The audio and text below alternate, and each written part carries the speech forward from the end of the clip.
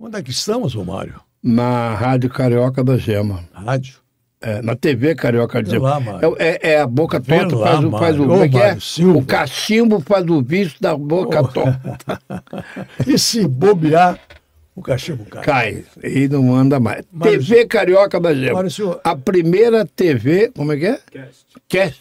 Tem do que falar Brasil. isso. Pois é. A primeira TV. Cast. Mário, eu sou seu fã. Muito obrigado. E nós estamos com quem aqui hoje? Hoje nós vamos bater um papo. Um papo muito gostoso, viu? Com certeza. Um companheiro nosso. Sabor de framboesa. Profissional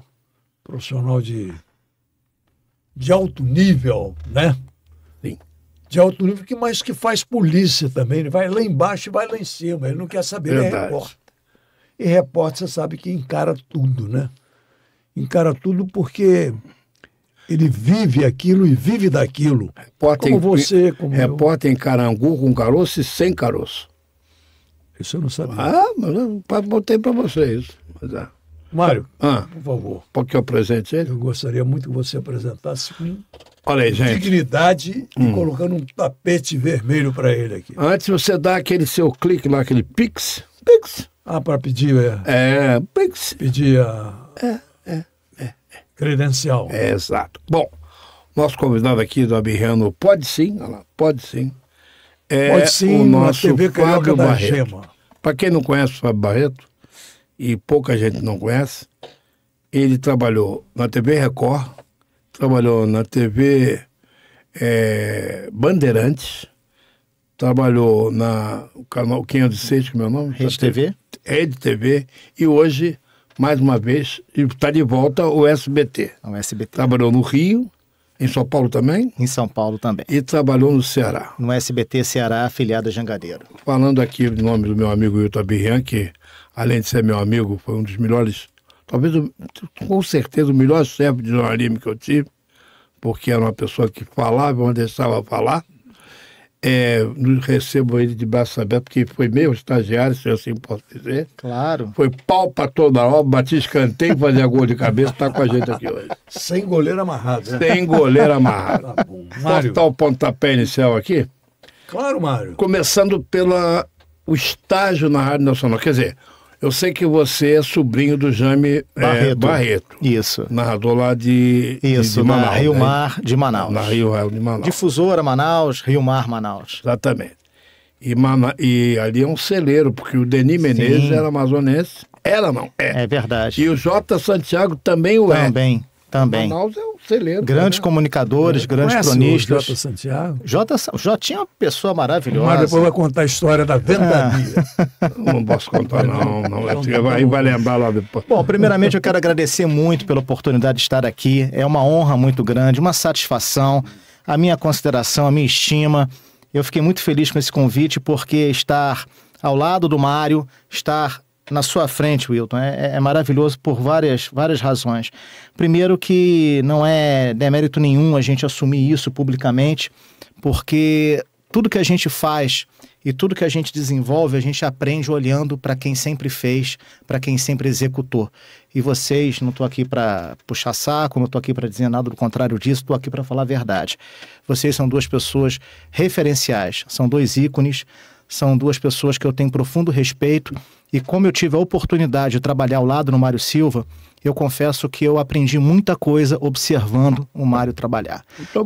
O Mário me ajudou muito, o Mário foi quase que um... seu saco também. Também, o Mário, na verdade, ele foi quase que um padrinho no rádio, porque eu ficava impressionado com a capacidade. Até hoje o Mário tem realmente uma amplitude de síntese, de informação e de comentário que pouquíssimos, raríssimos comentaristas no Brasil possuem. O Mário consegue realmente fazer uma leitura de uma partida de futebol com uma essência grandiosa, sem fazer fanfarronice, sem fazer puxa-saquismo. Ele vai aonde precisa ir, ele toca na ferida e mostra: aqui está certo, aqui está errado, e tem que mudar isso para dar certo. E normalmente eu lembro isso, quando o Mário chegava na cabine, no intervalo dos jogos, eu lá no campo ouvindo, o Mário falava: olha, tem que mexer aqui, tem que trocar aqui, senão não vai dar. E realmente o treinador fazia aquilo, parecia que o treinador estava ouvindo o Mário, e acontecia aquilo em campo. Então eu tenho Muita honra, uma satisfação, eu fico até emocionado, porque eu tenho muita gratidão pelo Mário, tenho gratidão pelo Carlos Borges, eu tenho gratidão pela Cláudia Carneiro, eu tenho gratidão pela equipe da Rádio Nacional que me recebeu, Wellington Campos, aquela turma que me recebeu de braços abertos no momento que eu estava começando a minha carreira. E eu fui impulsionado pela Daisy Lucid, a falecida, saudosa, eu tenho muita gratidão também por ela. Enfim, aquele período na Rádio Nacional foi talvez um dos mais brilhantes da minha vida. Qual foi a época? Um ano. 95. 95. Um ano. 95. Aí depois eu fui chamado pelo César Riso para a Rádio Tamoio. Logo em seguida, o César Riso me convidou para a Rádio Tamoio, mas foi muito interessante porque foi o ano que o Botafogo foi campeão brasileiro, né? Foi interessante aquele momento na Rádio Nacional para mim. Você fez o jogo, não fez? Não, fizemos o jogo, em São Paulo, Pacaembu, estivemos, acompanhamos toda a trajetória do Botafogo em 95. Época, o Valdir não estava, né? Exatamente. Foi quando o Valdir caiu no chão com Montenegro abraçado no vestiário. Enfim. Mas Valdir Luiz. Enfim, 95 foi um ano muito significativo, muito marcante na minha vida, porque eu entrei na Rádio Nacional como estagiário, ainda na equipe do Luiz Penido. Ainda era o Luiz Penido. Depois ele saiu para a Rádio Tupi. Foi para a Rádio Tupi e eu fiquei na Rádio Nacional. Ele foi para aquela rádio do... Ele foi para aquela FM, Tropical, do seu Armando Campos. Que depois eu fui para a Rádio Tropical também. Seu Armando estava em Minas Gerais. A última informação que eu tive dele foi um dos melhores patrões que eu já tive na vida. Uma das pessoas mais sérias, mais dignas, mais competentes e que mais me valorizou, inclusive financeiramente. O que eu ganhava de salário na Rádio Tropical, hoje nenhuma televisão está pagando por um bom profissional. O Armando tem uma história curiosa. Que ele era locutor da Agência Nacional. Sim. Ele acompanhava o presidente da República, né? Quando o presidente saía com a comitiva, ele ia pela Agência Nacional e fazia cobertura, transmitia e tal. Aquele microfone grande. E aquele contato permanente com o presidente da República, na época da ditadura, né? Ele conseguiu um canal de rádio. Que é o Tropical. São Gonçalo, se não me engano. Ele conseguiu, aos poucos, trazer a rádio para cá. A Tropical era 104,5, ali na Praça Tiradentes. Aí foi para lá. Foi para lá, exatamente. E ele foi um grande pioneiro. O seu Armando Campos, para quem não sabe... Depois da Tamoio? Depois da Tamoio. O seu Armando Campos, para quem não sabe, ele foi um grande pioneiro do rádio carioca. Aliás, eu acho que do rádio brasileiro. Porque ele desafiou as regras naquela época e foi o primeiro a bancar, a instituir o futebol em FM.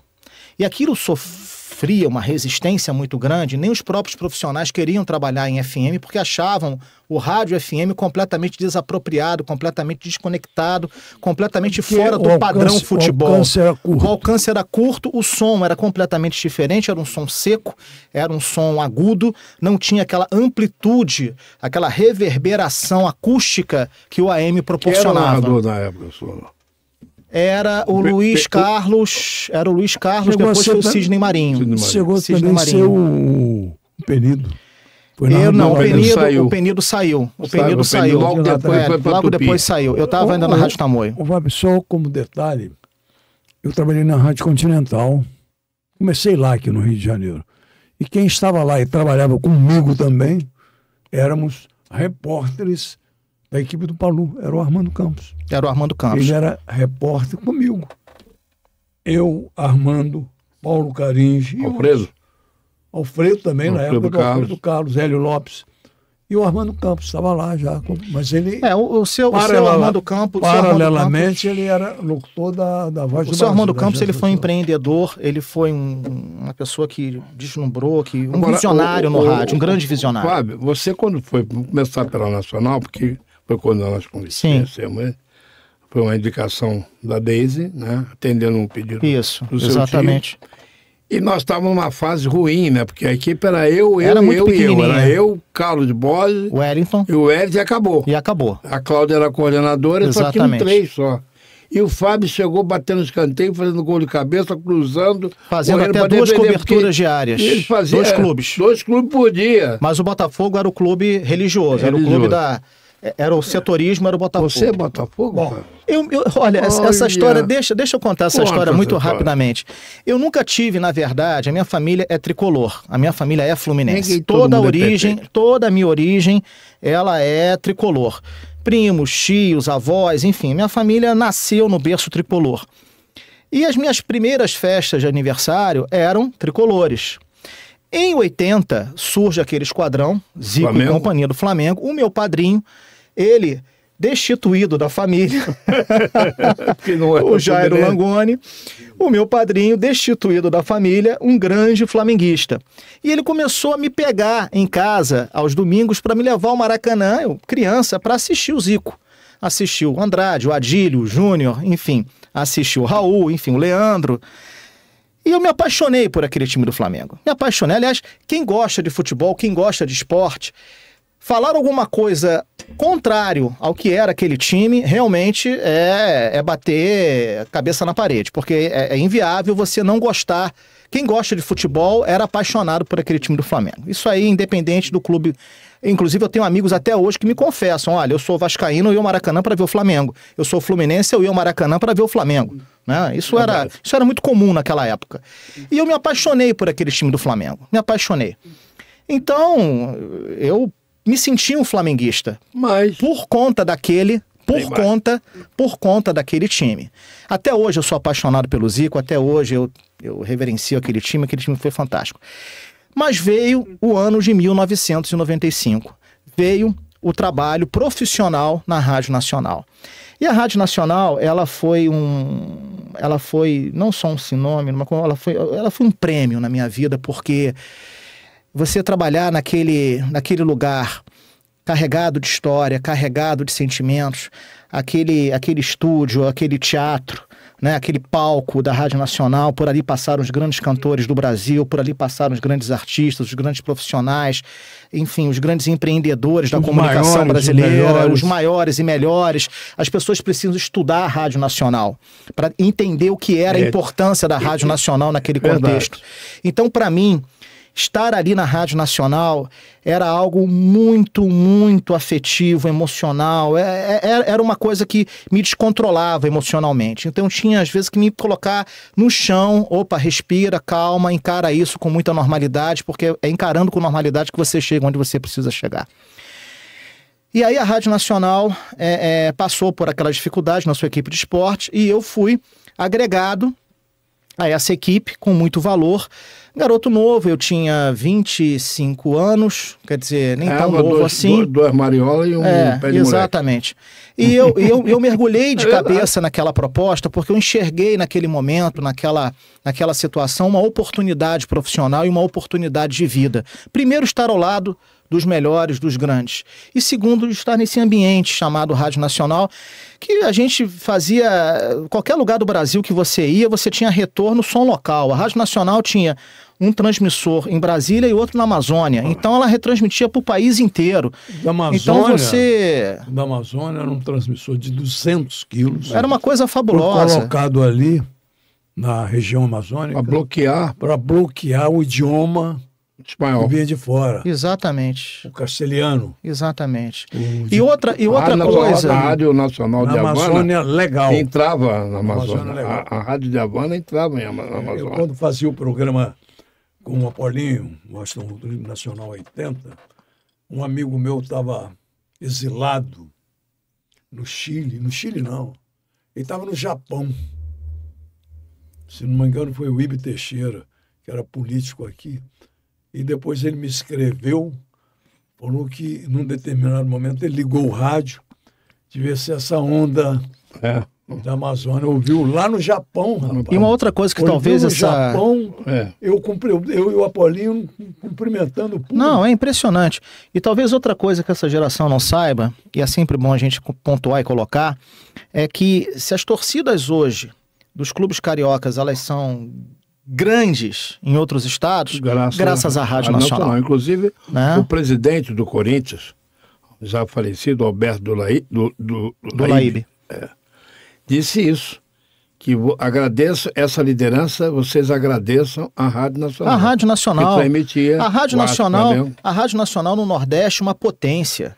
A Rádio Nacional da Bahia ao Piauí, do Piauí até Belém, enfim, na região central. Fábio, o que a Globo faz hoje, a Nacional fazia no mais rádio. E melhor. No rádio. O idioma. Eu fiz um jogo. Os apelidos. Eu fiz um os jogo. Os cacoetes. Enfim, a terminologia da época era transmitida pela Rádio As pessoas Nacional. ouviam o Campeonato Carioca no Mato Grosso, em Manaus, em Fortaleza. Depois houve um crescer das equipes de São Paulo.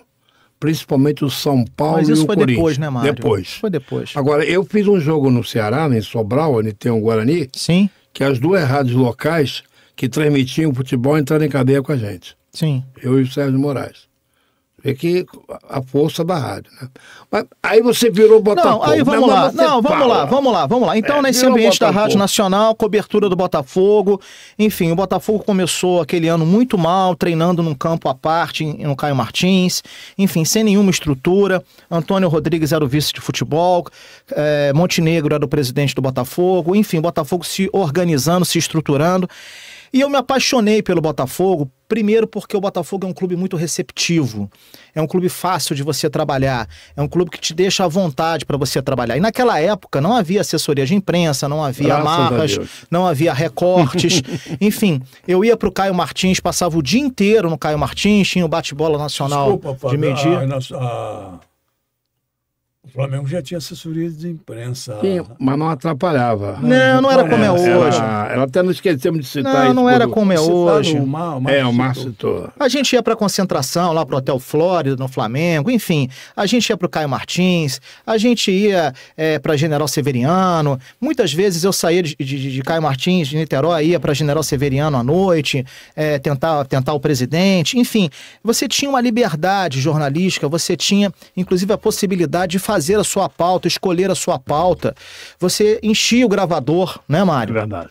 A gente fazia um trabalho, tinha que encher o gravador, porque às vezes você tinha que abastecer os programas no dia seguinte, você precisava realmente de material, de conteúdo, e você tinha essa possibilidade.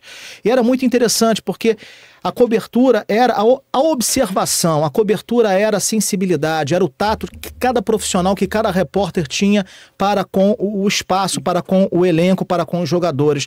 Então, às vezes, você observava uma situação no Túlio que talvez eu não observasse, mas que talvez eu estivesse enxergando no Donizete, que ninguém estava vendo isso no Donizete, e eu ia em cima do Donizete. Ou seja, às vezes a minha entrevista virava a pauta de outro repórter e a pauta de outro repórter virava a minha entrevista. Ou seja, você tinha uma diversificação de assunto, de conteúdo. Eu lembro perfeitamente que você botava na Tamoio, a cobertura do Botafogo era uma, você botava na Nacional, a cobertura era outra, você botava na Globo, era outra, na Rádio Tupi. Ou seja... Você botava na Mauá, era o Vasco. Não era hoje o que nós estamos trabalhando na imprensa, essa fonte secundária, né? Onde tudo vem através do release, tudo vem através da assessoria de imprensa, tudo vem através de um bloco fechado, dentro de um gesso. É o assessor de imprensa. É o assessor de imprensa. Antigamente não, a fonte era primária. Qual era a fonte primária? Você ia direto no jogador, você chegava assim, Wagner, você sentiu goleiro do Botafogo, você sentiu alguma dificuldade naquele momento que você subiu, talvez o refletor te atrapalhou, tal? Ele, não, de forma alguma. Você até... Era bom demais. Você fazia jogo na Rua Bariri, por exemplo, em Olaria, né? Ficava ali naquele paredão ali atrás do gol, o goleiro ouvindo o que você falava. E às vezes o Wagner batia a boca comigo. Porra, não foi isso não. Eu falei, Wagner, olha o jogo, presta atenção. Tem isso. Olha aqui. Então, por tudo que ele falou, ele se apaixonou pelo Botafogo. Era maravilhoso. Você ia pra concentração, era bom demais. O Túlio. Maior, eu tenho certeza, é pela reportagem. Não, sem dúvida. Vamos falar. Sem dúvida. Começando com o seguinte, você fez a Rádio Nacional. Isso. Foi para Tamoio, depois foi para Tropical. Isso, Tropical. E aí apareceu o SBT da vida. Não, aí eu fui para a Rádio Brasil. Brasil, com o Felipe Cardoso. Eu trabalhei também lá. Que foi um programa maravilhoso. Eu trabalhei lá. O programa... ele trabalha lá. Engraçado, a Rádio Brasil, eu me lembro. Você trabalhou com o Felipe Cardoso? Momento esportivo. E ela pautava, você pegava o jornal, segundo a... Programa bom. Segundo a... Birrian, olha só, o momento esportivo da rádio LBV pautava todos os programas da noite. E os jornais, às vezes. E os jornais, às vezes. Incrível, né? Todos. Tudo que nós falávamos ao meio-dia, entrevistas que nós trazíamos, repercussões, tudo que a gente fazia naquele programa, à noite estava nos jornais, estava você nas que trabalhou rádios. lá, você conhece bem. Foi uma experiência muito valiosa, muito valiosa. E você sabe bem a linha da LBV, né? A linha da LBV. Eu apresento o programa lá. Você fica longe da promiscuidade, você fica longe do palavrão, você fica longe do álcool, da droga, não ser para combater o álcool e a droga. É diferente. Mas é incrível, eu estou lá já há muitos anos, apresento o programa há quase 30 anos, isso é uma história. E na rádio e na TV.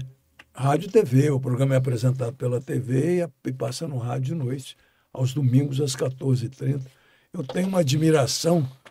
É onde eu trabalho hoje, eu passei por todas, Fábio, todas as emissoras de rádio, eu estava comentando há pouco, televisão o Globo foi por acaso, por causa do pool.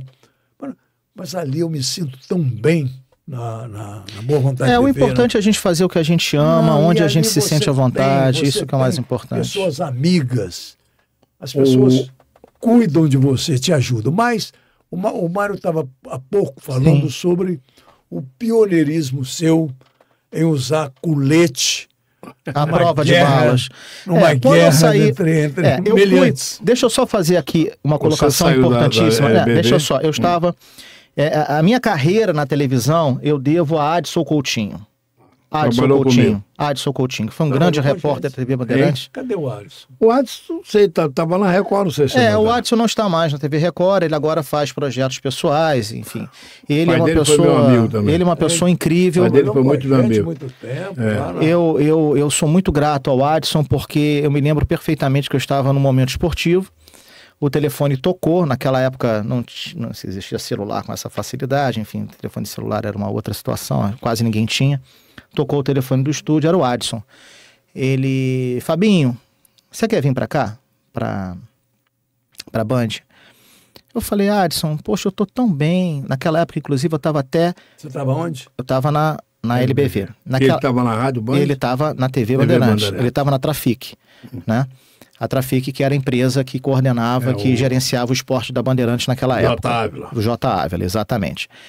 E ele me chamou, ele falou, Fábio, você quer vir para Bandeirantes? Eu falei, para televisão, Adson, eu não tenho, enfim, a minha política é rádio, você sabe que eu gosto de rádio. Não, você é um cara tão educado, um cara... Ele me fez vários elogios, eu falei, não, vem para cá. Eu falei, o Adson, eu não sei, inclusive existe uma possibilidade de eu ir para a Rádio Tupi. Né? Eu estava em ascensão, estava em crescimento no rádio, eu estava me consolidando no rádio, né? Seria quase que como voltar, né, para o zero, porque é um outro veículo, uma outra linguagem, uma outra concepção, pessoas novas, estrutura diferente, então seria recomeçar praticamente tudo do zero. E o Adson insistiu e eu fui para Bandeirantes como produtor. E da Band eu comecei a fazer também ao lado do falecido Vitorino Sherman, que morreu infelizmente naquele acidente aéreo do voo da Chapecoense. Quando eu ouço esse nome, aprendi. O Vitorino era um cara, fabuloso, incrível. Foi estagiário. Não, Vitorino, mas já era um grande profissional. Não, um grande jornalista. Passou um Natal na minha casa comigo.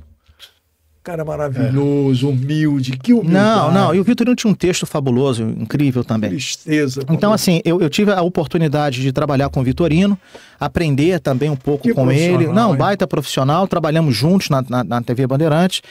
Eu comecei a fazer algumas reportagens e aí eu fui pro ar normalmente, aquela coisa toda, a coisa foi funcionando dessa maneira. Quando chegou o ano de 2000, né, Edileide Macedo, que era diretora de jornalismo da TV Bandeirantes, né, do departamento de jornalismo da Band Rio, virou-se para mim, eram departamentos separados, enfim, andares diferentes, trabalhos diferentes, enfim.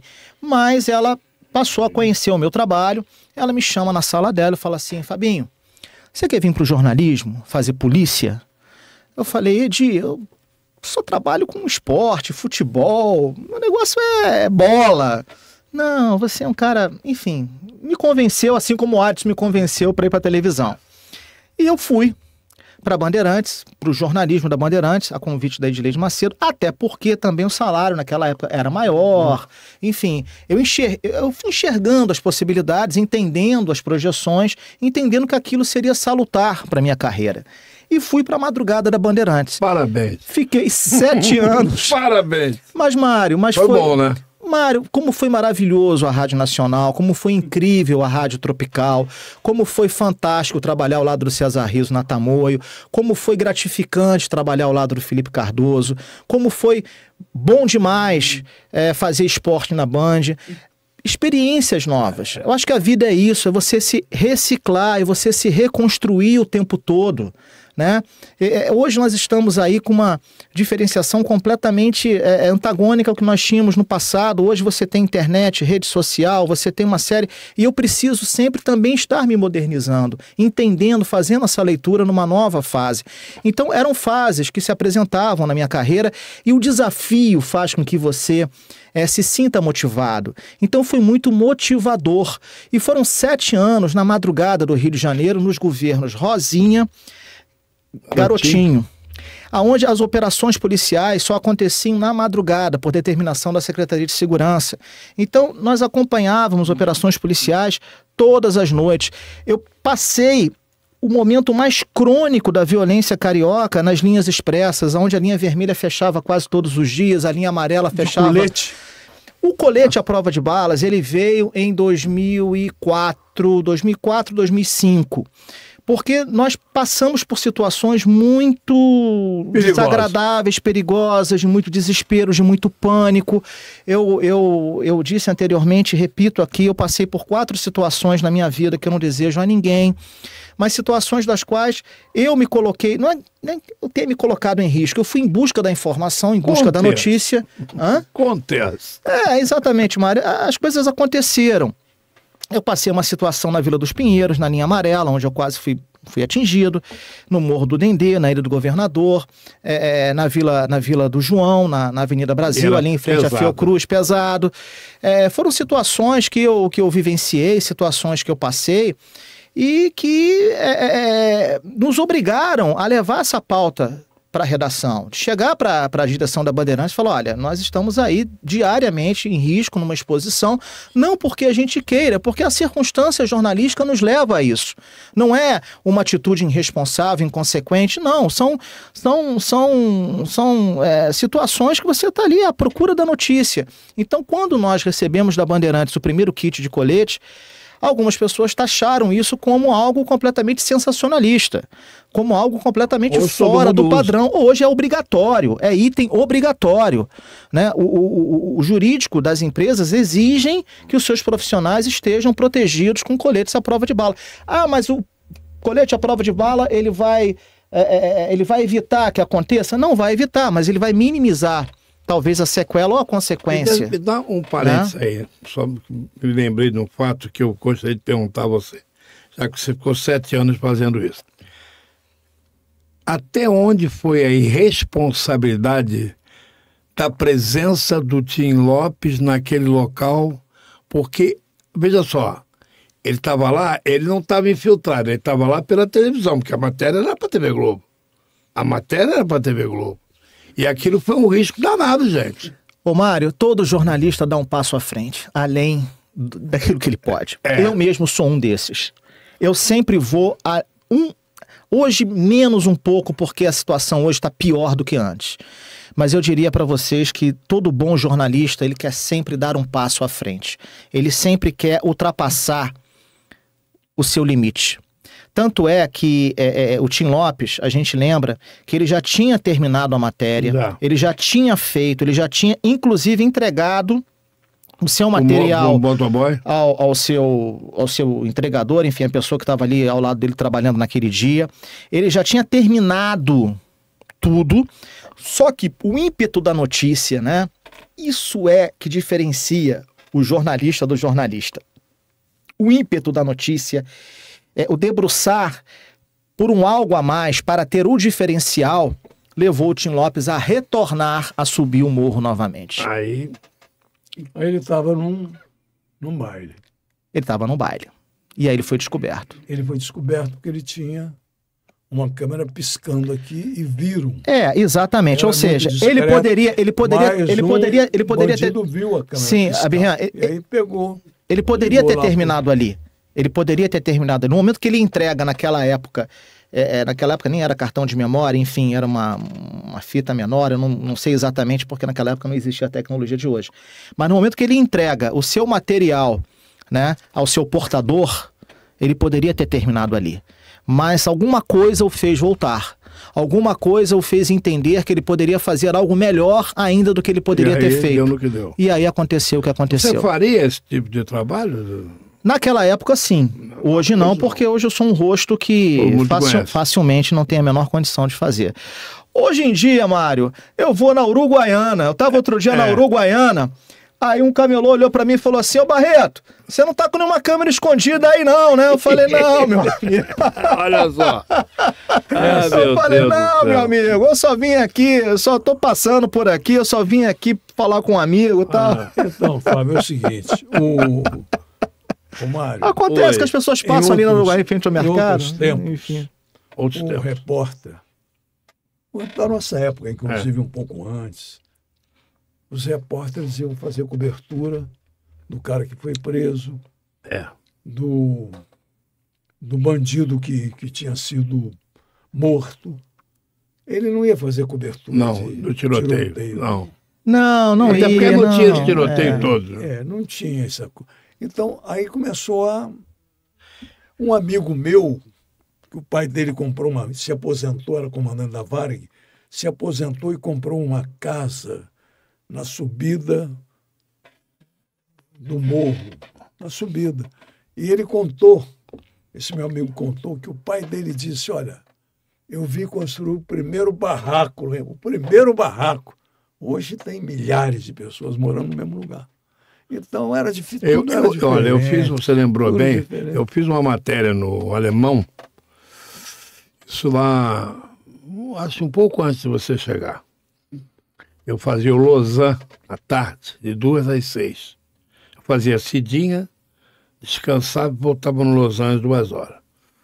Aí teve um pega-pra-capar lá no morro e nós subimos depois.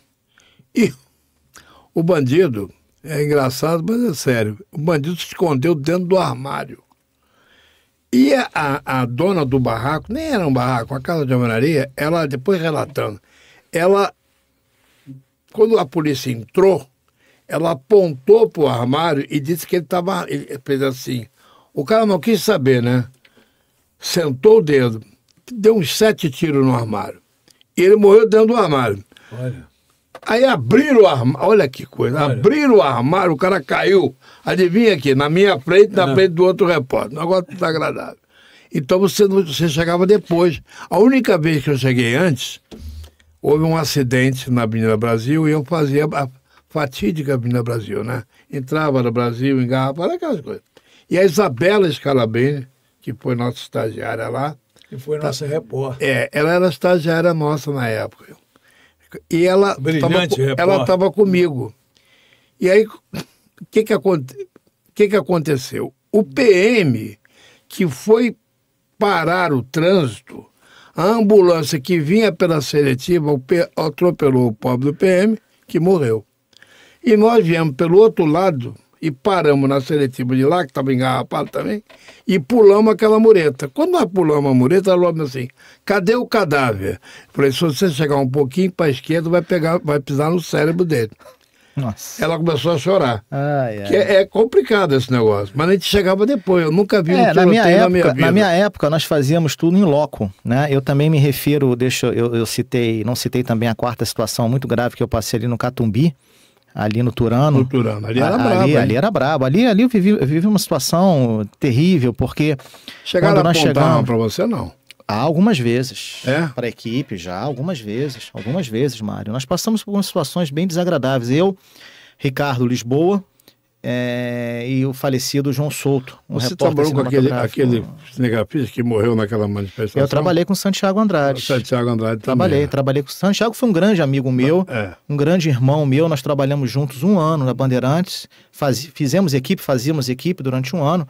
Inclusive aquela cobertura da tragédia de Petrópolis, Teresópolis, aquela de 2016, aquela morreram mais de 1.000 pessoas, né? O Santiago foi o meu câmera.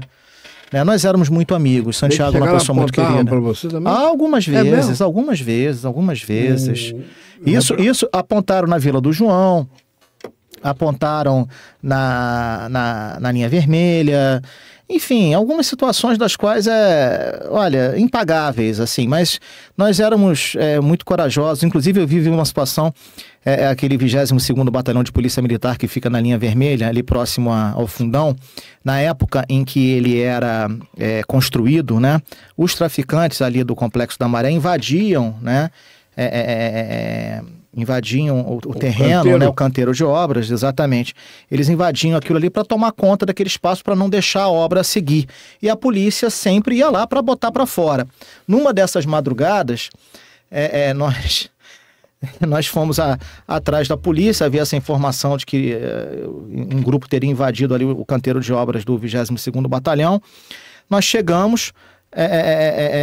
começou aquele tiroteio, né, cruzando ali a linha vermelha, né, o carro da Bandeirantes era uma Paraty, né, na época o Ricardo Lisboa deu um cavalinho de pau, né, nós, enfim, abriu a tampa de trás, cada um pulou para um lado, eu saí rolando, fui parar dentro, ali tem um barranco, né, e ali tem o canal do Cunha, né, eu fui parar, enfim, dentro do barranco. Quando eu tentei me levantar, minha perna afundou dentro de um formigueiro. Nossa. Ao meu lado tinha um PM trocando tiro. E eu fiquei imóvel dentro do formigueiro, assim, com o pé sendo, enfim, mordido pelas formigas. E o PM trocando tiro do meu lado. Cada coisa impressionante. Eu me lembro uma vez, fui transmitir um evento da Beija-Flor, isso muitos anos. Nos anos, eu estava na TV, eu estava fazendo a cobertura de escola de samba, todo ano eu fazia pela Bandeirantes, todo ano. Durante anos e anos e anos. Lafon era o diretor, Joel Vaz. Lafon, todo ano. Que legal. Aí eu fui e vim embora com o carro da Bandeirantes, câmeras e o material. Minha mulher foi comigo. E a gente, na Avenida Brasil, choveu muito. E encheu tudo aquilo. Aquele tem bolsão, aquele amarelinho da Avenida Brasil? Não tem? Sim, o amarelinho da Avenida Brasil. Encheu, parou tudo. Mais ou menos 1h da manhã, quando terminou lá o negócio da Beija-Flor, e nós ficamos parados lá. De 1h até as 4, mais ou menos, tudo cheio. Os caras passavam, olhavam para dentro era Kombi. Era Kombi. E olhava. Você via a cara deles, né? E os caminhões, esses caminhões com mercadoria, leite, essas coisas, iam parando, os caras invadiam, iam abrindo aquela porta lateral. Na frente de vocês. Fundo, iam tirando tudo, iam saqueando tudo. É impressionante. Dezenas, eles invadiam aquilo. Isso tudo aconteceu num determinado período. Eu quero chegar um pouco antes. Que um crime no Rio de Janeiro, Zé da Ilha foi morto, eu vou falar, claro. Morreu Zé da Ilha. Demorava 1 ano na manchete, as manchetes. Zé da Ilha, descobriram... Cara de cavalo. Cara de cavalo. É verdade. Demorava 1 ano. Não tinha tiroteio, não tinha nada disso. Isso começou a acontecer aos poucos, com o tráfico, depois veio na verdade... E não tinha... Era calmo. Um morro, não era favela, uma comunidade era tranquila, era calma, não tinha... Olha, eu conversava com os policiais, conversava com os policiais da 37ª Delegacia da Ilha, eles me falavam que nessa época, a viatura de polícia, quando subia o Dendê, todo mundo se escondia. Era um respeito pela instituição polícia absurdo. Isso hoje acabou. Isso acabou porque foi se dando espaço, foi se perdendo território. A parte social também deixou de funcionar como deveria ter. Um conjunto de fatores. O meu pai era policial. Ele foi Polícia Federal. Quando o Estado virou Estado do Rio, a capital foi para Brasília, ele optou pelo Rio e depois voltou. Eu me lembro que ele contava, ele tinha época, era bonde, eu e a Binha pegamos, e tinha muito batedor de carteira, muito punguista, embora. Era batedor de carteira. Carteirista, batedor de carteira. É verdade. Meu pai estava no bonde, sentado, e o cara pegou o bonde andando. Quando pegou o bonde andando, olhou para meu pai e falou: ô, seu Luciano, tudo bem? E desceu. Que ele conhecia, porque respeitou. Mário, nessa época, bandido tinha respeito a idoso e criança. Tanto que o bandido dizia, um esculacho. Exatamente, as pessoas não assaltavam idosos, porque se respeitava. Agora não. Olha que nível nós chegamos. Compuseram até um samba, eu sou do tempo, que o malandro não descia, mas que a polícia no morro também não subia. A verdade é que a segurança pública... Eu fui a ensaio pública... de samba enredo na Mangueira, e de subir para ir lá no buraco quente tomar cerveja. Cansei de ir várias vezes. Cansei de ver sem problema. Olha, Mário, eu acreditei muito, me permitam aqui, eu acreditei muito que as coisas iriam mudar profundamente quando eu fui à Colômbia visitar o projeto colombiano que reestruturou toda aquela situação que a Colômbia vivia, né? Índices altíssimos de criminalidade. Você foi para que televisão? Eu fui pela Bandeirantes. Eu passei uma semana em Bogotá e Medellín, né? Acompanhando. Não, o Pablo não estava mais vivo. Mas havia aquele legado, Pablo Escobar ainda, enfim, a Colômbia passava por situações muito difíceis e a Colômbia conseguiu equacionar, ou pelo menos diminuir aquela sangria através do projeto que foi copiado pelo Sérgio Cabral, né? Quando eu estive na Colômbia, eu conheci a favela de Comuna, na cidade de Medellín, da qual se fez um projeto lá maravilhoso. Esse projeto era para ter sido feito aqui no Rio de Janeiro, só que ele não se copiou, ele se copiou por menos da metade, que ele deveria ter. Olhe lá. UPA e olhe lá, por aí. O PP, melhor dizendo. Exatamente. Não, UPA também, o PP, enfim. Enfim, mas a Comuna era uma comunidade extremamente violenta, é uma comunidade talvez maior do que a Rocinha, porque ela impacta quando você olha para ela, realmente é assustador. Mas o que eles fizeram lá? Eles cortaram a comunidade, alargaram, fizeram vias, acessos, do ponto baixo até o ponto mais alto, colocaram teleférico, interligaram. Não, ruas foi depois. Mas o que eles fizeram? Abriram linhas de crédito para que comerciantes da região pudessem impulsionar os seus negócios, gerar empregos, criaram postos de saúde, criaram postos avançados da Justiça, Defensoria Pública, enfim, levaram a cidadania para dentro da comunidade, levaram médicos, até veterinários, bibliotecas, escolas, clubes, fizeram de Comuna um grande bairro. Ocuparam com cidadania. E aquilo eu achei fabuloso, fantástico. E aquilo era o verdadeiro projeto PP. Aquele era o projeto que viria para o Rio de Janeiro, principalmente engatado pelo setor de transportes, porque eles enxergavam na Colômbia que muitas pessoas não tinham nem ânimo de sair das suas casas lá do alto do morro para buscar emprego no centro de Medellín. Então, o teleférico ele vem também para ajudar nesse tipo de transporte, para que o trabalhador tenha realmente mobilidade, para que ele se sinta realmente tranquilo para sair de casa, ele ter um serviço na porta da sua residência para que ele possa descer, se conectar com o BRT ou com o metrô. Então, ou seja, os projetos na Colômbia foram feitos assim, inclusive investigando policiais, inclusive com participação efetiva dos 3 poderes, do executivo, do legislativo, do judiciário. Ou seja, houve uma comunhão de poderes, né, e houve realmente um rigor com quase tolerância zero nas leis para que aquilo pudesse realmente ser diluído, diminuído, e foi um projeto vitorioso. O Sérgio Cabral foi lá visitar aquilo e a leitura que ele fez foi essa. Só que, quando isso veio para o Brasil, quando isso chegou no Rio de Janeiro, largaram a polícia sozinha no alto do morro. Não tinha como dar certo. Esqueceram do principal, do resto. Tá vendo só? Essa é uma ideia. Verdade. Eu acho que tudo começa na educação.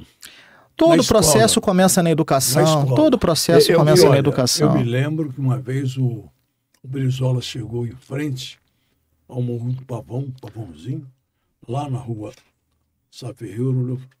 Vou colocar aqui, na verdade, um teleférico. E vou construir escolas. Ele construiu 15 concepts. Muitos. O professor Darcy Ribeiro, ele tinha uma ideia muito estruturada do que era a educação. Manter a criança o tempo todo na escola com refeições e atividades esportivas. O Brizola já no Sul tinha feito isso. Sim.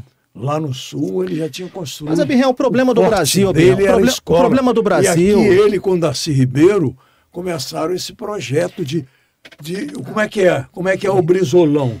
O CIEP. Como é que é o CIEP? A criança chega cedo, bem cedo. Café. O pai leva, tem café. Almoço. O lanche. Depois toma um banho. O pai vem buscar. E o Brizola dizia, como gordinho, como leitãozinho. Essa era a ideia. Mas o problema do Brasil... Ele levava a comida para casa também. Sim, mas o problema... Sim. A LBV hoje ainda faz isso lá naquela creche, ali na... Del Castilho.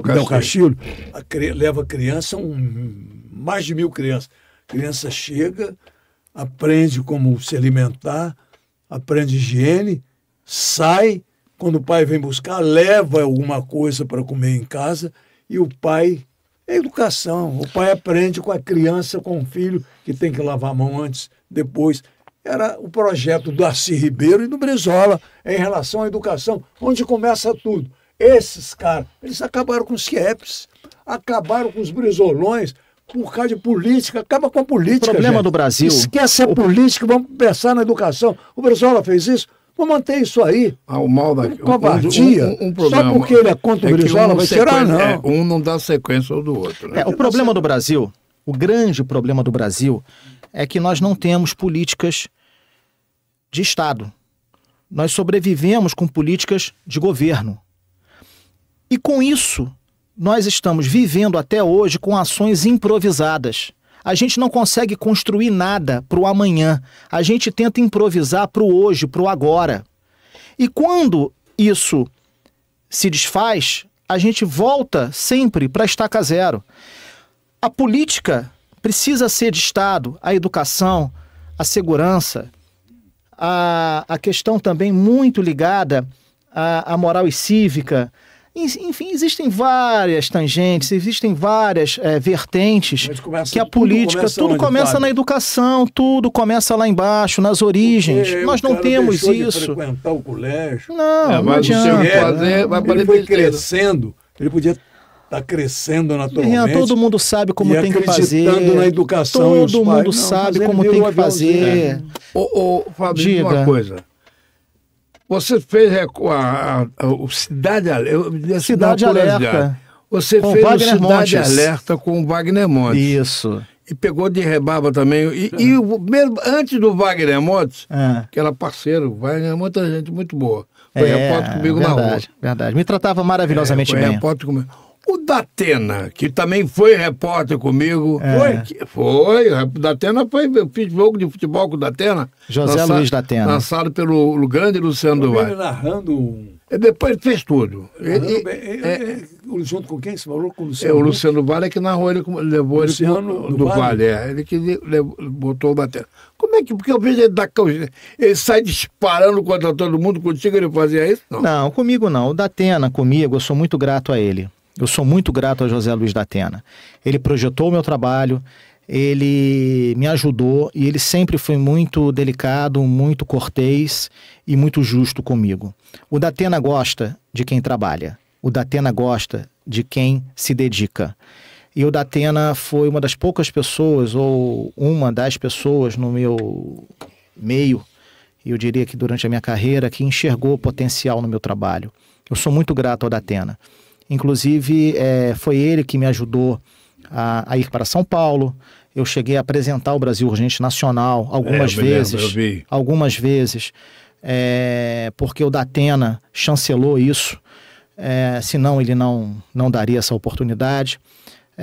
Eu estive em São Paulo na equipe de reportagem dele, na principal equipe de reportagem do Brasil Urgente em São Paulo. Eu estive durante quase 2 anos. Eu fui correspondente do Brasil Urgente aqui no Rio de Janeiro durante muito tempo. Nós fazíamos parcerias, entradas ao vivo, links ao vivo, quase todos os dias, diariamente no programa nacional. E depois, com isso, também eu me tornei apresentador do Brasil Urgente Rio durante 3 anos, com inegável, queiram ou não queiram aceitar, com todo o respeito, carinho, gratidão que eu tenho por todos, mas com inegável sucesso, com índices satisfatórios de audiência, pelo trabalho que nós fizemos, eu e o meu editor-chefe, Robson Santos, que na época também um monstro, ele inclusive se encontra hoje na Band News TV. Então eu tenho assim muita gratidão pelo Datena, porque o Datena, ele inclusive quando eu saí da Bandeirantes, eu já estava na Rede TV apresentando o RJ Notícias na Rede TV, depois eu fui fazer o Documento Verdade também na Rede TV, também tenho gratidão pela minha passagem pela Rede TV. O Datena, inclusive quando eu já estava, repito, na Rede TV, ele no ar, perguntava por mim para os repórteres do Rio: cadê o Fábio Barreto? Manda um abraço para o Fábio Barreto. Inclusive quando ele soube que a Band saiu comigo, né? Foi a Band que saiu com você? A Band que saiu comigo. Como é que a Band saiu contigo? Na verdade foi o seguinte, Abirrian, nós estávamos já com o programa Brasil Urgente Rio consolidado, sedimentado, já estávamos assim com uma audiência, né, muito firme no Rio de Janeiro. Nós saímos do 3º lugar, estávamos já chegando na vice-liderança num horário muito difícil, que é esse horário de 4, 5 horas da tarde. É um horário muito difícil. Quem é líder desse horário? É o Datena? Globo, né? A Globo é líder e hoje a Record. Na época era o SBT. O SBT tinha Casos de Família e tinha também aquele seriado Eu Odeio Cris.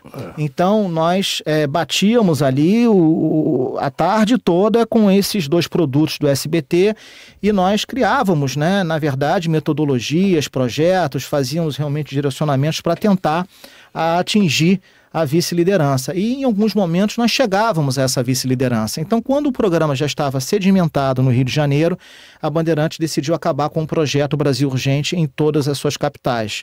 O projeto local decidiu acabar por acabar, não me perguntem o porquê.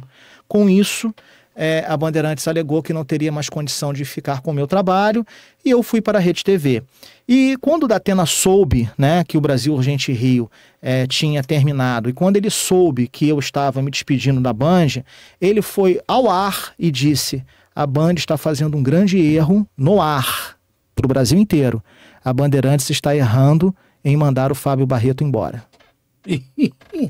Como eu posso? Não pode. Não posso. Eu só tenho que agradecer. Eu também não tenho nada a dizer dele. Eu só tenho. O Datena me recebia carinhosamente no seu camarim. Dias de sábado, quando eu estava na reportagem, ele apresentava o jornal lá, ele me chamava para bater papo no camarim, a gente passava às vezes meia hora, 40 minutos, 1 hora inteira batendo papo, eu e Datena. Então eu só tenho que agradecer a ele. Inclusive eu espero que ele esteja me assistindo, viu, Datena, porque eu só tenho gratidão por você e dizer que eu sei que pessoas talvez não gostem dele, eu sei que talvez ele seja uma pessoa distante.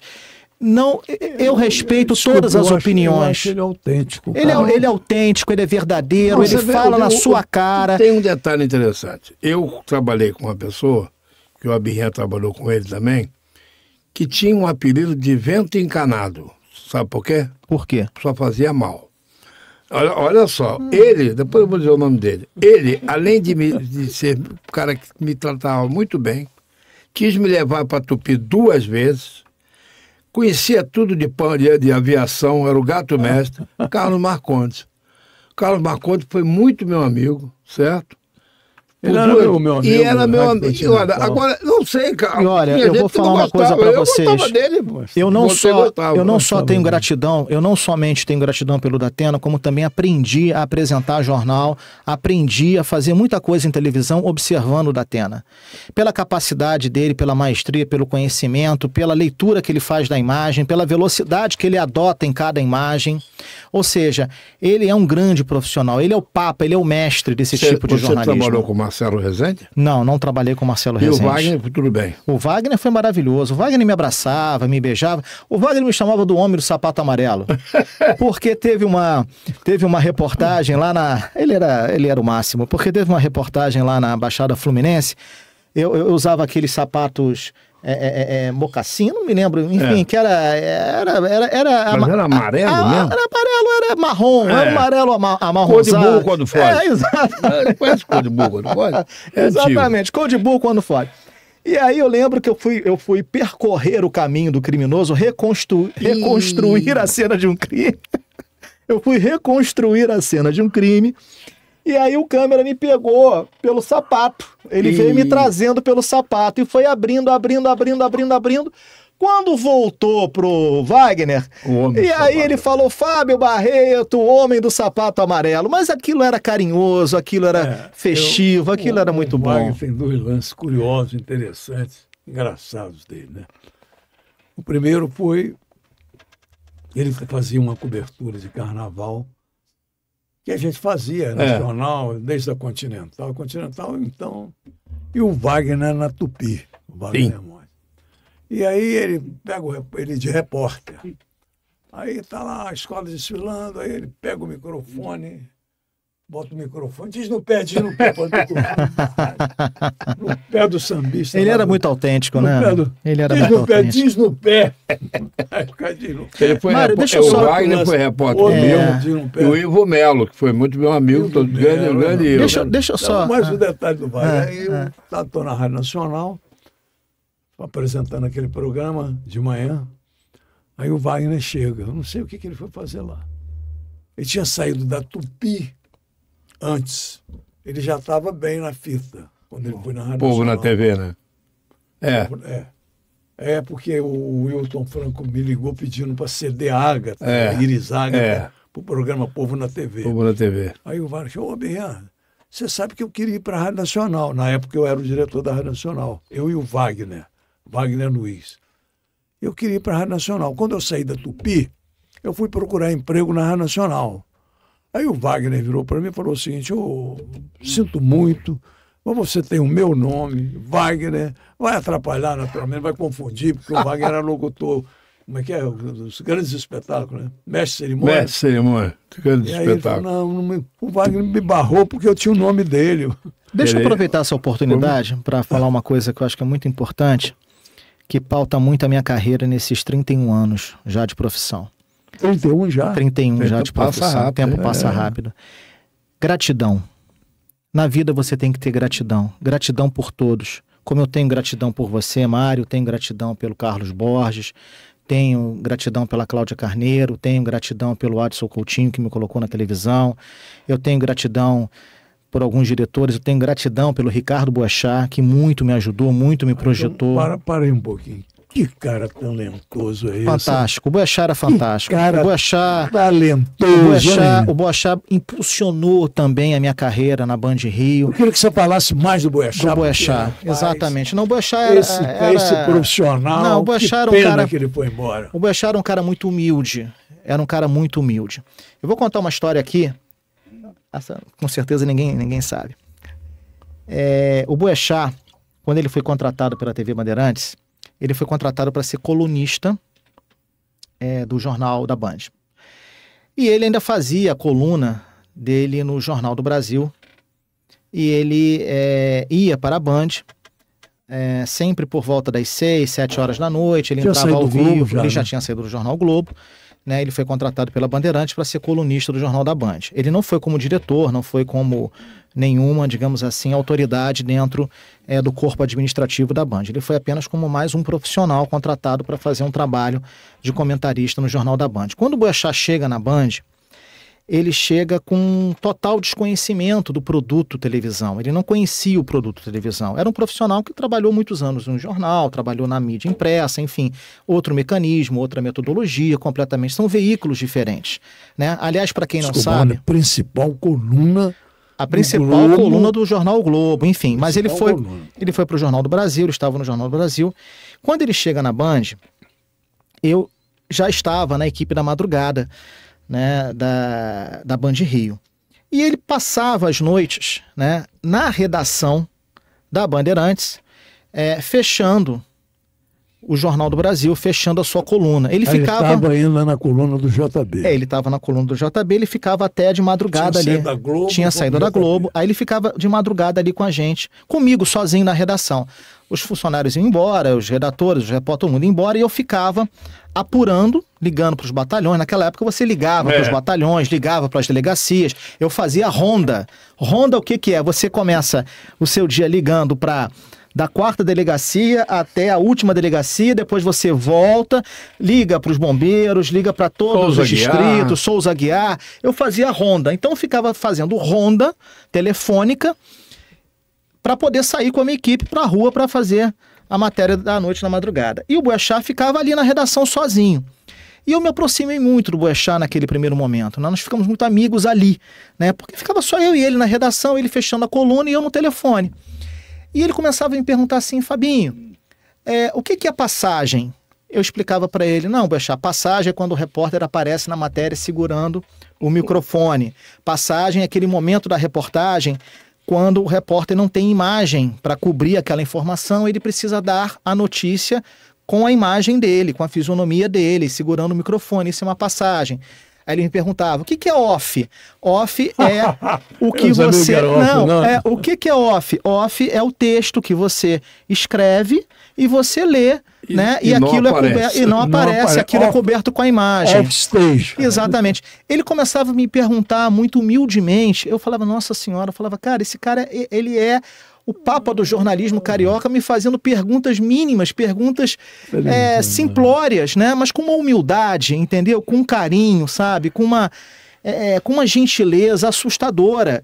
Então, assim, ali eu comecei a gostar muito do Boechat, né? E quando ele assumiu a direção de esportes, a direção de jornalismo da TV Bandeirantes, ele me chamou e falou assim, Barreto, você está há quanto tempo sem férias? Eu falei, Boechat, eu estou há 4 anos sem férias. Porque, enfim. Aí ele falou assim... Peraí, mas recebia. Não, recebendo. Não, tudo recebia normal. Férias. Não. Eu pagava férias. Pagava, enfim. É porque o trabalho estava tão bem feito, graças a Deus o trabalho estava tão bem executado, que a Band não queria, eu também não queria. Então eu estava novo, falando, não precisa de férias, eu quero trabalhar, eu quero mostrar o meu serviço, etc e tal. Era o ímpeto, era a vontade, que a gente sempre tem. Quando você perde isso, está na hora de você parar de trabalhar. Não é ser fominha, não, é a vontade de trabalhar. Aí ele virou para mim e falou assim, não, você vai ficar 2 meses em casa. Eu falei, Boechat, 2 meses em casa, vai descansar, você tá tendo filho agora? Tô tendo minha primeira filha. Vai lamber a cria. Eu lembro ele falando, vai lamber a cria. Eu falei, Boechat, 2 meses em casa e depois os caras vão me mandar embora. Vão esquecer de mim. Vão esquecer de mim. Ele falou assim, eu que tô falando, confia em mim, pô. Sabe? Então, assim, e o Boechat foi o cara que me trouxe de volta pra Band. Quando eu fui pra Record, né, ele me telefonou 2 vezes, volta pra cá, aqui é a sua casa, aqui é seu lugar.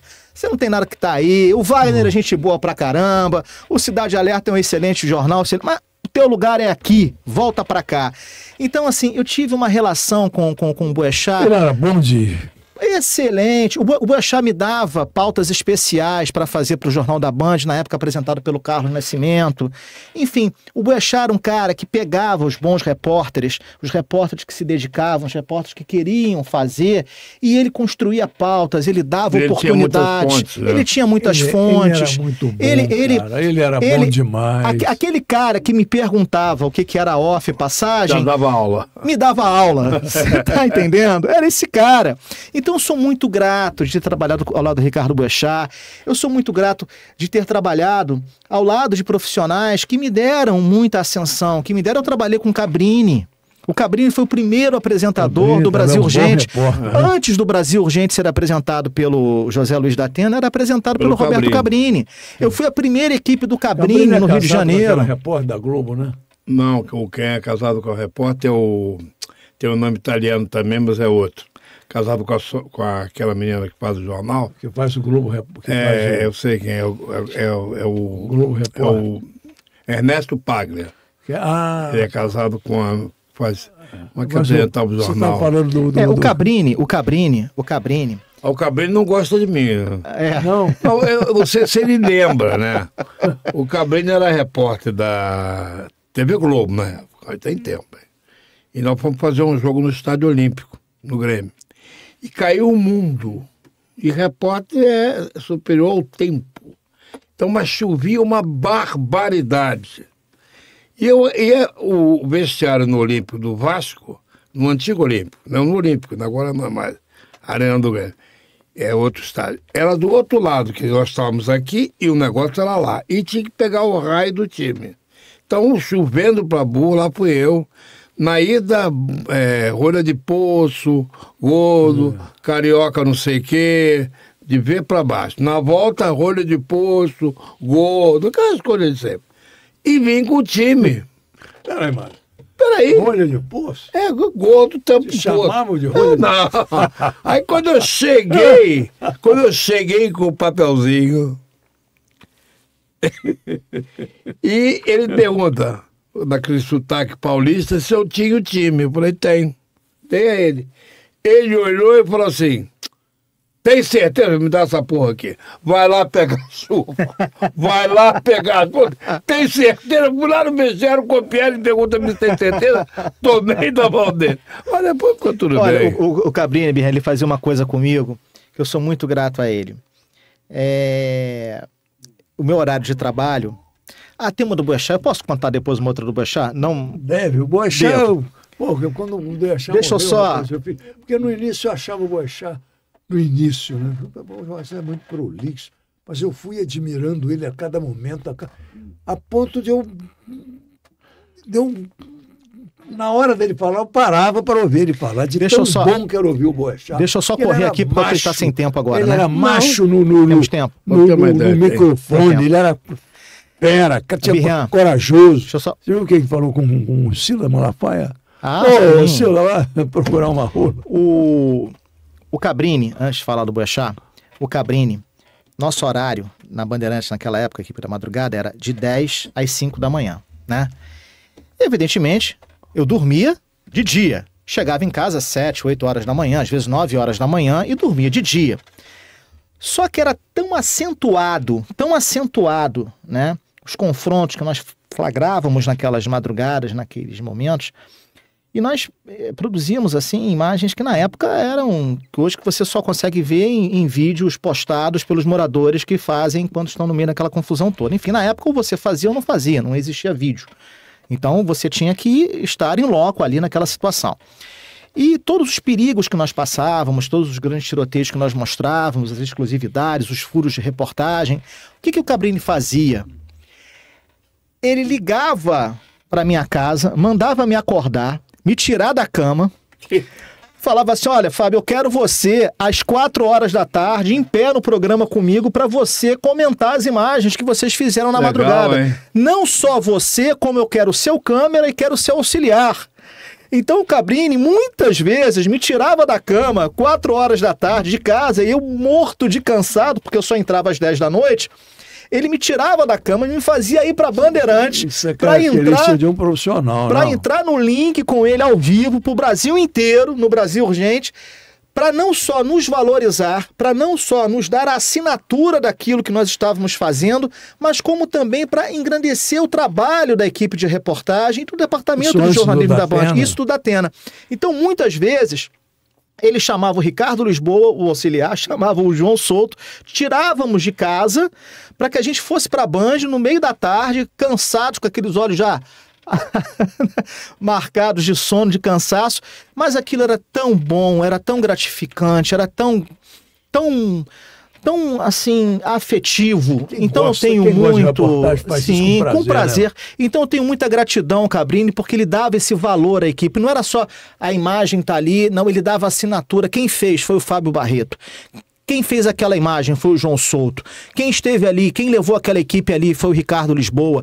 Quem editou foi fulano. Ele dava valor, ele dá valor à equipe de reportagem. Sobre o Boechat. Eu ainda na madrugada, né, o Boechat trabalhando de madrugada à noite, né, ele ficava na redação da Band até meia-noite, fechando a coluna do JB, né, e ele já nessa época ele já era diretor de jornalismo da Bandeirantes, mas ele ficava até tarde na sala dele, um aquário que tinha ali em frente à redação, tem até hoje, nesse aquário. No Rio e São Paulo. No Rio de Janeiro. E meu horário, 10 horas, né? Só que houve um período desse momento da madrugada, dessa cobertura da madrugada do Rio de Janeiro, que começou a ter muitas operações da Polícia Federal, começando às 5h30, 6 horas da manhã. Com nome, né? Exatamente. E nós íamos, todas aquelas operações, cada um com um nome... Enfim, coisa de louco, né? Cada nome, nomes até interessantes. Enfim. E essas operações da Federal, nós começávamos a acompanhar às 5, enfim, passávamos do nosso horário com tranquilidade, gostávamos de fazer. E nós estendíamos o nosso horário até, às vezes, 9, 10 horas da manhã, acompanhando a Polícia Federal. Você imagina, você entra às 10 e volta para a redação 10 horas da manhã. Você começa às 10 da noite e volta para a redação às 10 horas da manhã. Mas trazíamos todo aquele material, né? E o Boechat tinha muita gratidão também pela nossa equipe, porque ele sabia que ele podia confiar a nós, né, esse tipo de trabalho. Numa dessas operações, que eu voltei tarde, saí tarde da redação, saí com um dia claro, cheguei em casa quase meio-dia. Você imagina você chegar em casa meio-dia depois de ter trabalhado a madrugada inteira, né? Eu nem almocei, eu me lembro que me alimentei comi pouca comida naquele dia, deitei, dormi, apaguei. Meu amigo, perdi o horário. Minha mulher me acordando, amor, tá na hora, você precisa, tá na hora de... Meu Deus do céu, já era quase 11 horas da noite, eu tinha que entrar às 10 na Band, às 10. E eu, na época, morava na Tijuca. Meu Deus, perdi o horário. Falei, caramba, e agora? Peguei um táxi, cheguei na redação quase 11h30 da noite. Nervoso. Falei, meu Deus do céu, perdi o horário, 1h30 atrasado. E agora, o que vai ser de mim? O que está acontecendo na cidade? Eu ligando para os colegas, pedindo ajuda, socorro, a equipe já me esperando.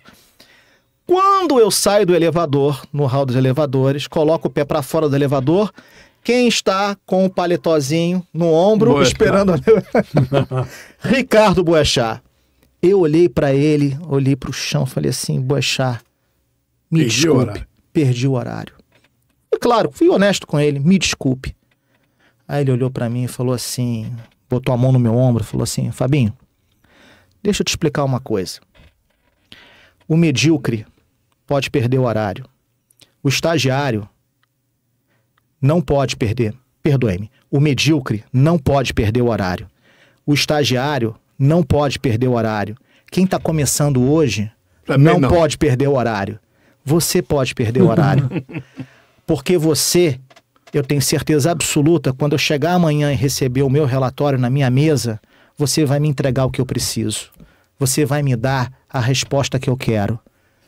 Você chegou a um nível que você pode perder o horário, porque eu sei que você não vai me decepcionar. Vai trabalhar, fica tranquilo, eu sei o que aconteceu, eu sei o que houve agora pela manhã e estou entendendo por que você está chegando agora. Então trabalhe com calma. Olha o que ele falou para mim, não vou esquecer disso.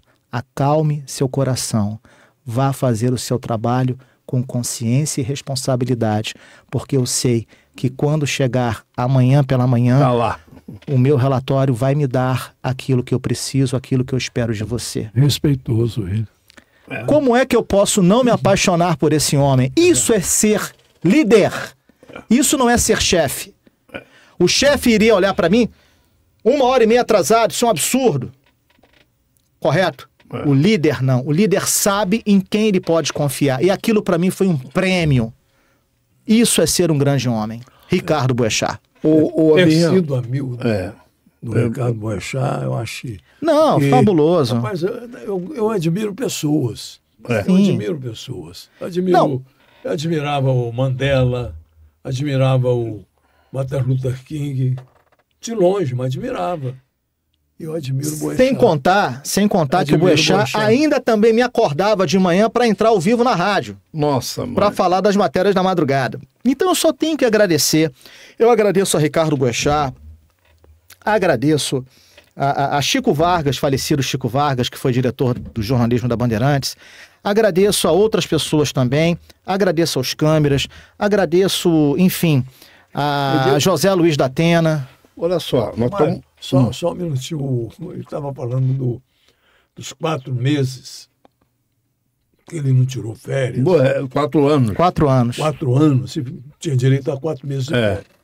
Aí eu me lembrei do Washington Rodrigues, do Apolinho. Apolinho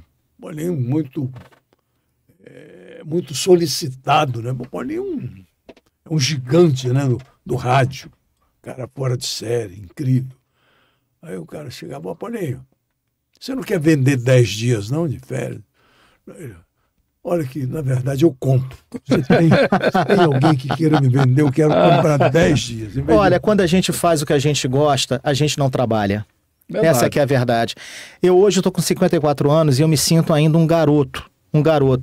Estive 2 anos no Ceará, que foram anos, assim, extremamente... Você foi para lá porque quis? Porque eu quis. Eu estava muito cansado do Rio de Janeiro. Rio, de São Paulo, saí do Rio, né? Eu saí do Rio, estava muito cansado do Rio de Janeiro, muito estressado depois da cobertura da Flor de Lis. Emissora?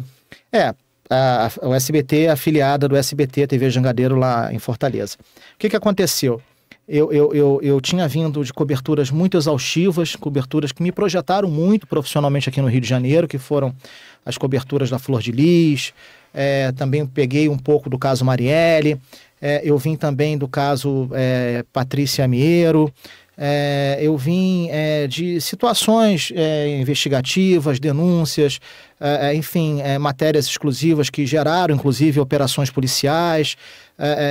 Eu vim de uma série de coberturas que fez com que eu me debruçasse, que fez com que eu me dedicasse, que fez com que eu desse muito além daquilo que fisicamente eu poderia dar, e dei com amor, dei com carinho, dei com paixão. Eu saía do SBT, ia para escritório, ia para as fontes, ia para os locais que eu acho que ali eu conseguiria as informações que eu precisava. Enfim, eu estava num ritmo de trabalho de quase 12 horas por dia. Cansou. Não é que eu cansei, Mário, é que chega uma hora... eu comecei a ficar doente, o meu corpo físico não estava mais aguentando, essa que é a verdade. Né? Eu cheguei a ficar internado por problemas de estresse, mas isso foi uma situação pontual, mas eu tinha, assim, muita felicidade, e tenho até hoje pelos resultados apresentados, e eu diria para você o seguinte, eu hoje sou apaixonado pelo SBT, eu sou apaixonado pelaquela casa, eu sou apaixonado... pela forma como aquilo é dirigido. Está lá há quanto tempo? Eu estou lá agora, basicamente, se eu for somar o SBT Rio com o SBT Ceará, com o SBT agora, eu estou lá desde 2018. Desde 2018. Ceará o ritmo era menor, né? Bem menor, até porque Fortaleza não tem um conteúdo de factual, de notícias diárias que tem o Rio de Janeiro. Essa pergunta, nós estamos já caminhando aqui, né? Só para esse detalhe é importante. Ele foi para o Ceará. E eu assisti o seu podcast com o José Carlos Araújo. E lá você contou, gostaria que ele contasse, que ele ganhou um prêmio. 3 prêmios. Pela uma matéria, principalmente, uma matéria que eu, ao ouvir, fiquei impressionado. Que é a história da criança com bolo de areia. Na verdade, eu tive a oportunidade na TV Jangadeiro, de fazer trabalhos diferenciados. Eu fiz uma série sobre educação, mostrando a melhor educação do Brasil, a educação de Sobral. Eu fiz uma série muito sensível, da qual eu tenho muita honra e satisfação de ter feito esse trabalho, que me foi premiado depois com uma consideração através de Divaldo Franco, que é um líder do espiritismo, do kardecismo, que muito me agradeceu por ter feito uma série de reportagens sobre o suicídio, uma série que foi feita com muita responsabilidade, com muita ponderação. Fiz uma série de reportagens também abordando o assunto fome, que é uma coisa muito séria no Nordeste. Fiz uma série de reportagens também falando sobre a convivência social de cearenses com a vida do cotidiano. Fiz também outras reportagens pertinentes, né, à vida do nordestino. Então eu fiquei muito emocionado, viajei o Nordeste ali, o Ceará inteiro, enfim, foi muito gratificante ter trabalhado na TV Jangadeiro por alguns momentos, pela oportunidade que eu tive de fazer trabalhos que aqui no Rio eu não teria tido a oportunidade de fazer. A história da menina do bolo de areia, né? Uma cidadezinha chamada São João do Amarante, que fica distante quase 2h30 de Fortaleza. Essa menina alguém postou nas redes sociais, essa menina fazia aniversário, uma região muito miserável, uma cidade muito pobre, enfim, as pessoas morando em condições muito subdesenvolvidas, e essas famílias lá, elas sobrevivem do lixão, elas comem literalmente a comida que é descartada no lixão. Ainda vivemos isso no Brasil, Abirhan, ainda vivemos isso no Brasil. Né? Nós temos famílias ainda que sobrevivem do lixão, famílias que sobrevivem daquilo que é jogado fora, né? Alimento vencido, alimento descartado, alimento podre, aquilo é reconstituído, sabe-se lá de que forma é, e servido para as crianças comerem. E nessa cidade, São João do Amarante,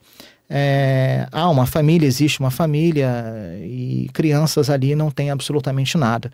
E num desses aniversários, numa dessas crianças, né, a irmãzinha mais velha de uma menininha, da Bia, né, decidiu fazer uma festinha de aniversário.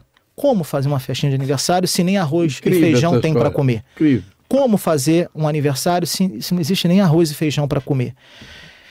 O que a irmãzinha mais velha fez? Ela fez um bolo de areia. Um bolo de areia. E os docinhos também. E os docinhos de areia. E aí você fez a matéria. Alguém que tinha telefone celular registrou aquela cena da Bia cantando parabéns com um bolo de areia, com as crianças cantando parabéns com os docinhos de areia.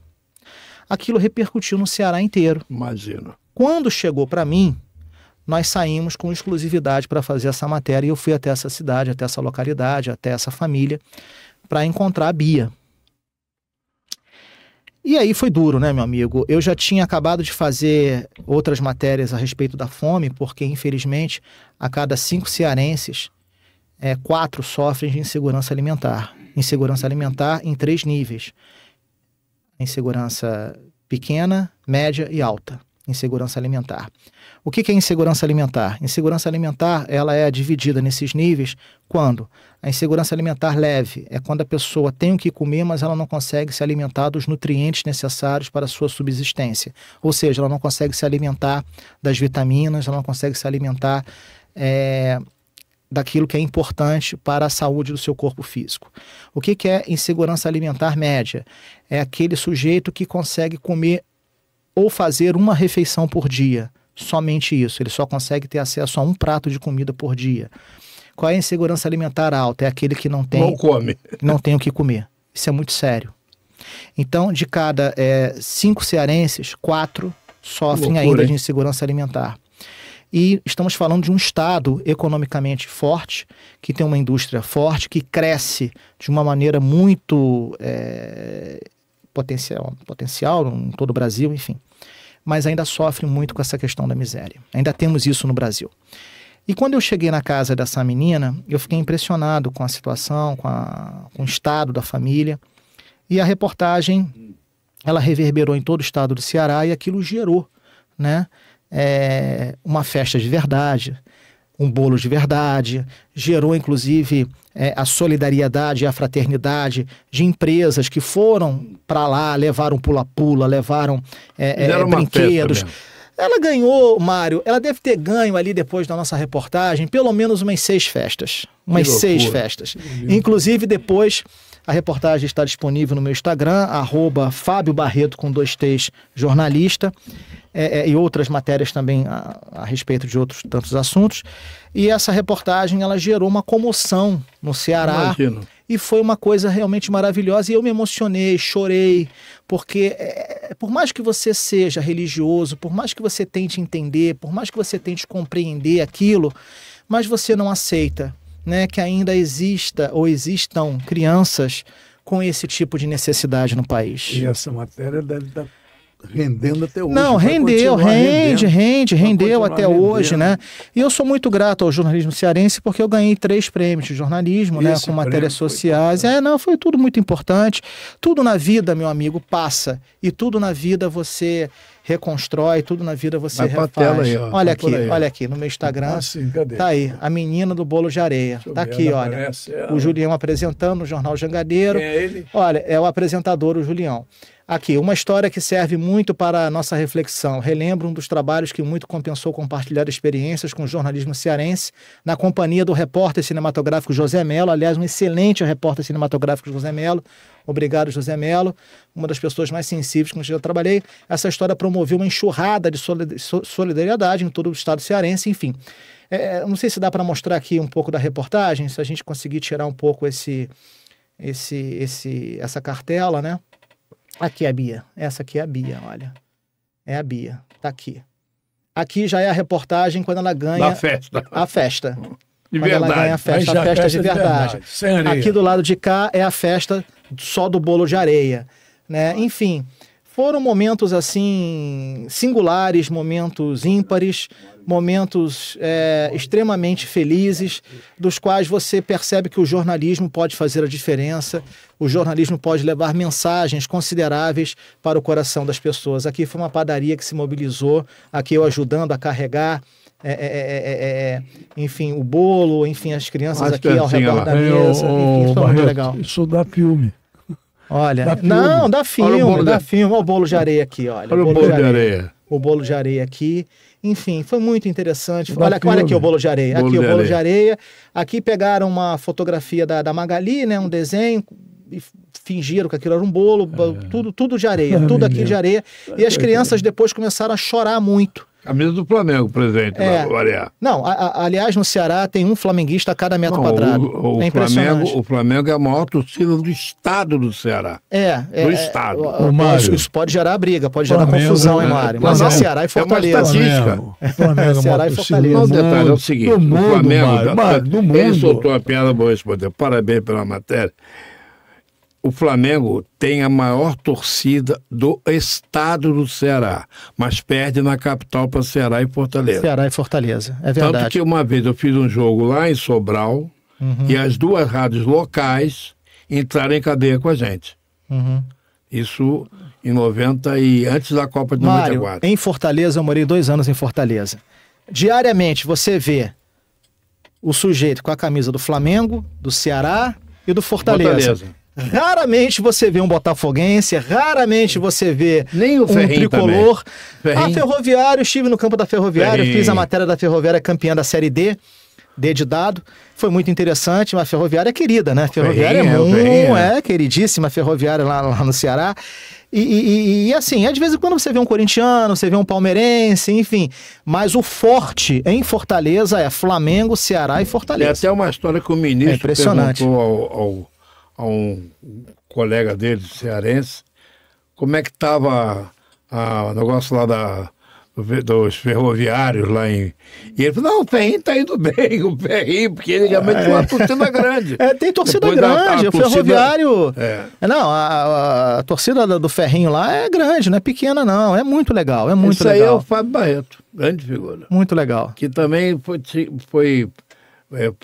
fez shows também, juntamente, era sócio do Gustavo Adolfo. Eu tinha uma produtora de eventos. Eu fiz um pouco de tudo na vida, né, Birrinha? Eu fui office boy, trabalhei na Japan Airlines, trabalhei em escritório de imobiliária, enfim. Eu trabalhei como... trabalhei com letreiros, eu fiz um pouco de tudo na vida. Sabe o que é enfim. O que quer dizer isso? Você tem know-how. É a vida, né, meu amigo? Graças a Deus. Comecei a trabalhar com 16 anos. Foi muito bom. Maravilha. Que experiência maravilhosa estar aqui com vocês. Foi uma experiência gratificante. Vamos embora? Ô, Mário, você tá na hora. O Barreto é uma pessoa muito querida. Muito querida. Eu não tenho dúvida disso. Mário, o legado que a gente deixa na vida é esse, não é o seu trabalho. é, na verdade, os amigos que você constrói, é a mensagem que você deixa. Isso é muito importante. Por isso que, por todos os lugares que eu passei, eu não tenho dúvidas que eu deixei amigos. Amigos que perduram até hoje. Você citou pessoas que alguns não gostam, que outros gostam. E as pessoas não devem falar sem conhecer as pessoas. Que, às vezes, no momento errado, alguém fez alguma coisa. Mas não é isso. Eu tinha um grande amigo, um cara que me colocou no rádio jornalismo. Carlos Palu. Era o meu chefe, o cara que, de repente, me colocou no rádio jornalismo. Como? Essa história é longa, eu não vou contar agora. Mas ele dizia o seguinte, olha só. Ele dizia, como repórter, ele dizia o seguinte, a gente repórter, a gente não vale pelo bem que faz. A gente vale pelo mal que pode fazer. Que ele diz, que ele diz, a pessoa tem medo de você, gosta de você ou não gosta de você. Não pelo bem que você está fazendo. Medo pelo mal que você possa fazer. Birrinha, vou te falar uma coisa. Eu fiquei 2 anos afastado do jornalismo carioca. E eu voltei há pouco tempo. Eu voltei agora em fevereiro. E no dia que eu anunciei nas redes sociais que eu estava de volta em definitivo para o Rio de Janeiro e para o jornalismo carioca, em 2 dias o telefone tocou. 2 empresas me procurando. E quando eu entrei nessas redações, eu fui recebido de pé. Legal. Recebido de pé nessas 2 redações. Recebido de pé não só pelo departamento de jornalismo, como também pelos departamentos burocráticos dessas empresas que eu as reencontrei, né? Mas você voltou para o SBT, né? E voltei para o SBT. Estive um período na Rede TV e agora estou no SBT. Está feliz lá? Muito feliz, muito agradecido ao diretor Diego San Germano. Tá bom. Hein? Vamos nessa, senhor? São as amizades. Foi um prazer enorme. Que satisfação muito grande. Vou ver eu sou fã de Mário Silva. Essa reportagem. Por gentileza. Essa reportagem do Bolo de Areia. Assista. Quando chegar em casa, porque realmente... Tem outras lá muito interessantes. Vale um filme. Isso vale filme, isso vale... um filme. Olha, a vida é o amor que a gente propõe ao ser humano, ao nosso semelhante, é isso. Olha, o Birrinha... Quando o Palu dizia que a gente vale pelo mal que pode fazer, não pelo bem que faz... Eu não concordo com isso. Eu também não concordo. Eu também não concordo. Bem que a gente vai fazer sempre. Eu acho que a gente não tem que esperar nada em troca de ninguém. 2 frases no Rádio Esportivo que eu guardei. A primeira dela pelo meu amigo, que é o Paulo César Tênis, que já foi. Paulo César Tênis. Grande figura. Que disse para mim assim, tudo que você faz, você não está fazendo só para a empresa, está fazendo para você. Seu trabalho.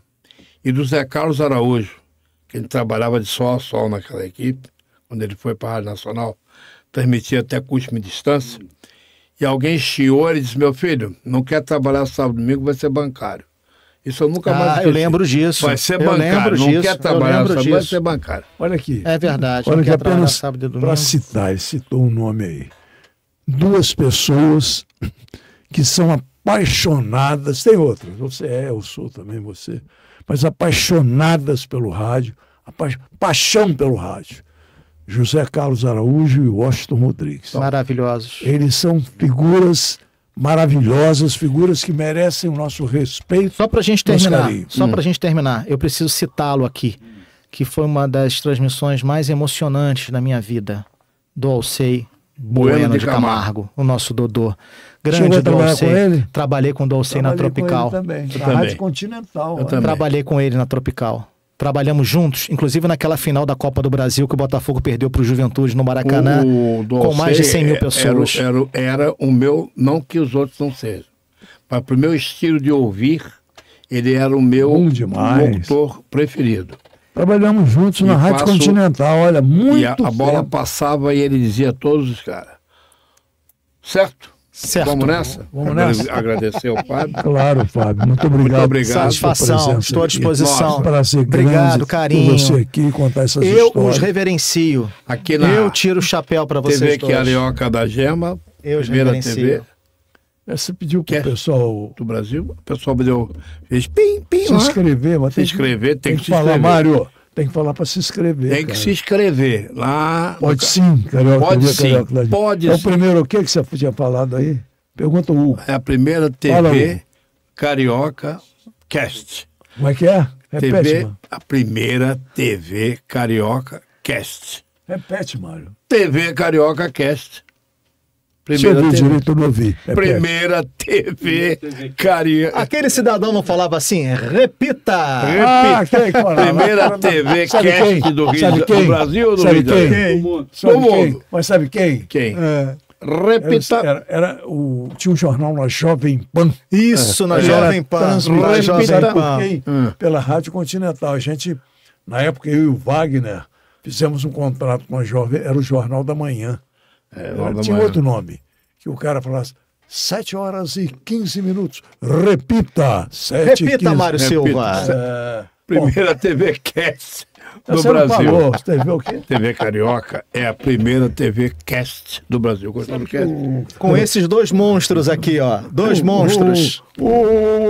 De novo, vai ficar todo feliz. Você, por Vai favor, aumentar seu salário. fale a frase aí, aquela frase tradicional, por favor. Assim. Onde 2 ou 3 estiverem reunidos em meu nome, aí estarei eu no meio deles. Palavras de Jesus Cristo no maior best-seller de todos os tempos. Jesus. Na Bíblia. A Bíblia. Allah Kbir. Allah Kbir. Muito obrigado. Legal. Grande Mário. Grande abraço para todos. Obrigado pelo carinho.